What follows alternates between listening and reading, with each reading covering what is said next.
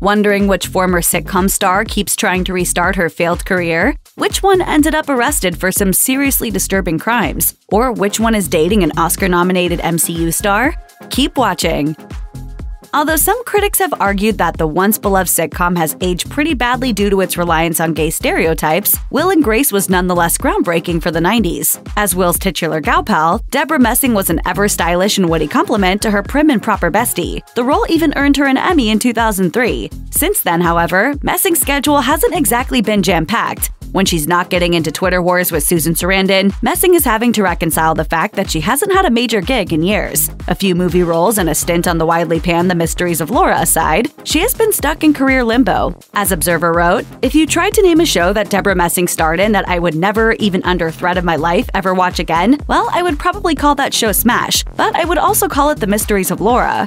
Yikes. Inevitably, Messing may forever be known as Grace, a role that she revisited in 2017. Although the reboot seemed initially popular, it didn't take long for fans and critics to notice the cracks. Vanity Fair suggested the only merit of the failed revival was that it would likely discourage the recreation of many other unnecessary revivals. Alas, Messing is no longer the sitcom superstar of her 90s heyday. Life as you know it is over. His girlfriends may be getting younger, but David Spade's career is increasingly looking like a relic. After a stint on Saturday Night Live and 2 successful sitcoms, Just Shoot Me and Rules of Engagement, the comedian has become a B-list celeb, appearing in a slew of critically lambasted flicks. Often a background character for his pal Adam Sandler, Spade appeared in such fanfare as The Ridiculous Six and the Grown Ups films, the first of which was likened by The Telegraph to being sat on by all your least favorite school bullies. In the words of Homer Simpson, "I'm like David Spade without Chris Farley. Alone and useless." While that summation is pretty cruel, there's a kernel of truth to it. Farley was, after all, Spade's right-hand man, and ever since his friend's tragic death, he struggled to make a major name for himself as a solo star. In 2019, Spade attempted to revive his television career with the talk show Lights Out with David Spade, which the actor had excessively hyped on Instagram. Alas, it was canceled after 1 season. You're a star. You're a big, bright, shining star.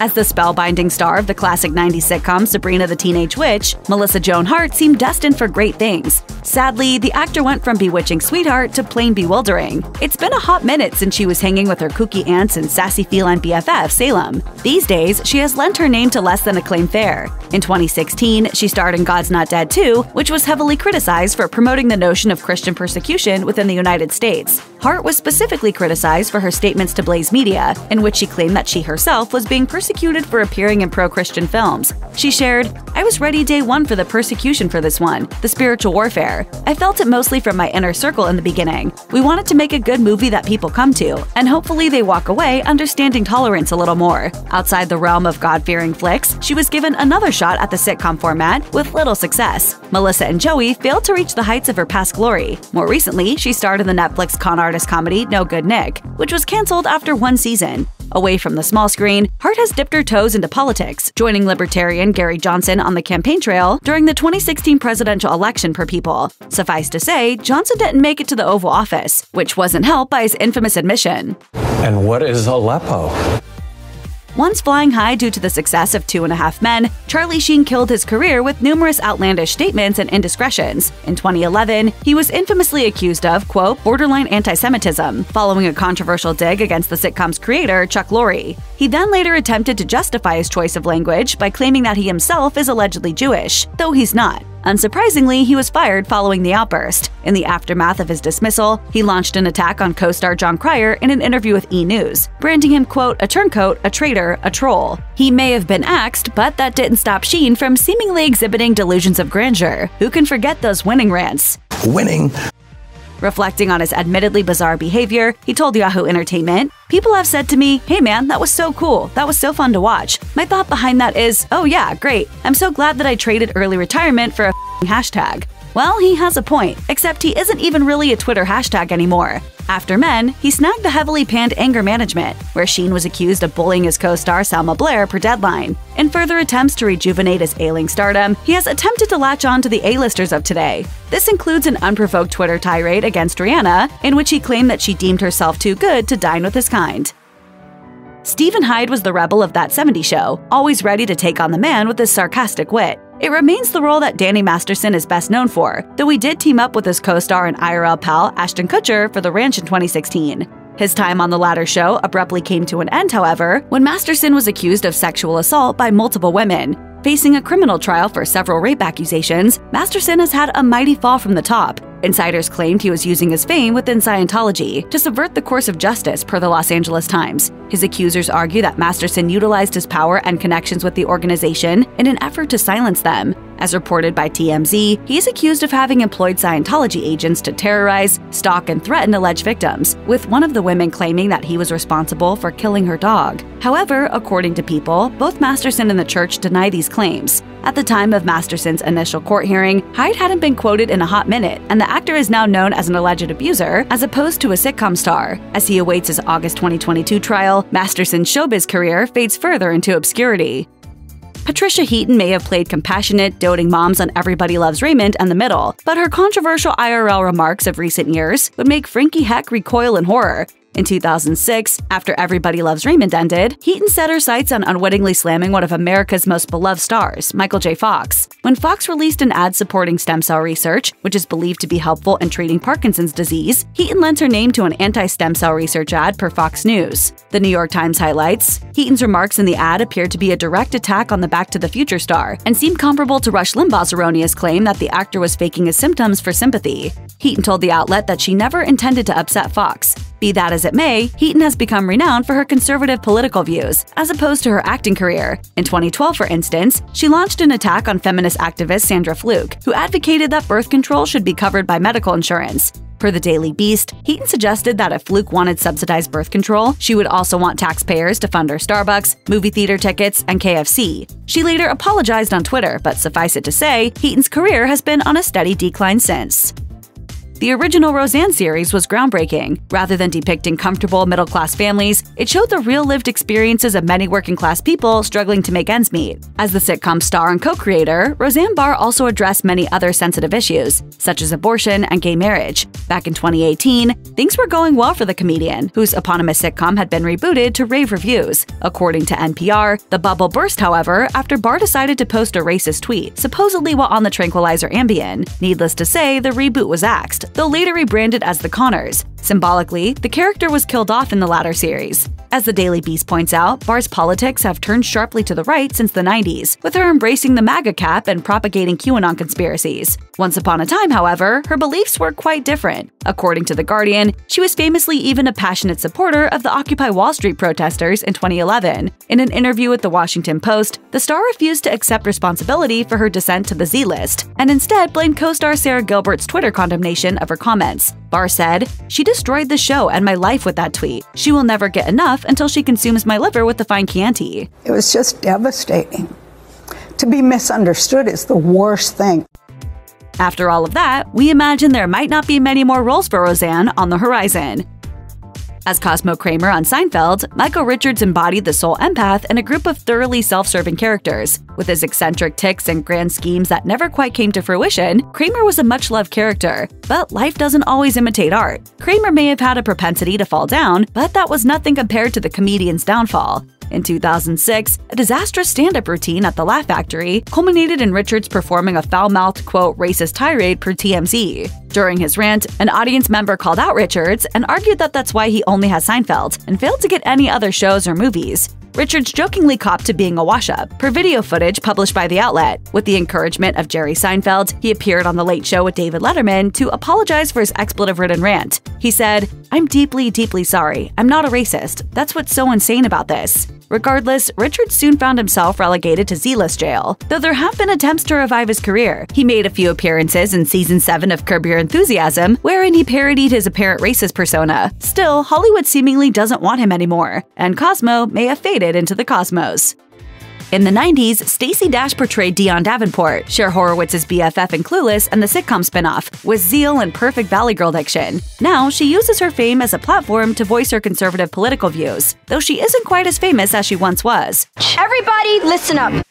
After a slew of minor roles, Dash embarked on a career as a Fox News pundit, though she was suspended in 2015 for making controversial comments about Barack Obama. Later, she tried to step back into Hollywood. However, her attempts at doing so were not necessarily appreciated, especially when she started funding for a controversial anti-abortion film called Roe v. Wade. 2 years later, the film was finally released to scathing reviews. Dash's career prospects probably weren't helped by the fact that, as the New York Times points out, the film criticizes liberal Hollywood for being part of a, quote, mercenary anti-Catholic conspiracy. As Dash struggled to reclaim her stardom, she butted heads with stars much bigger than herself. For example, writing for Pathos, she called out Leonardo DiCaprio and questioned the legitimacy of climate science. She said of the Revenant star, "He reminds me of Chicken Little, the bird who ran around the neighborhood and disturbed everyone with her foolish alarm." You sad, delusional buffoon. Although Dash has apologized for various offensive remarks in a 2021 interview with the Daily Mail, her hopes of a career revival aren't promising. Kirstie Alley is best remembered as the glam but hopeless in love girl boss Rebecca Howe on Cheers. Though she appeared to be in control, Rebecca turned out to be messy, making questionable choices in both her professional and personal life. Alas, Alley's life ended up paralleling Rebecca's, as she struggled to maintain steady work as an actor. It has an emotional reaction, as you can tell.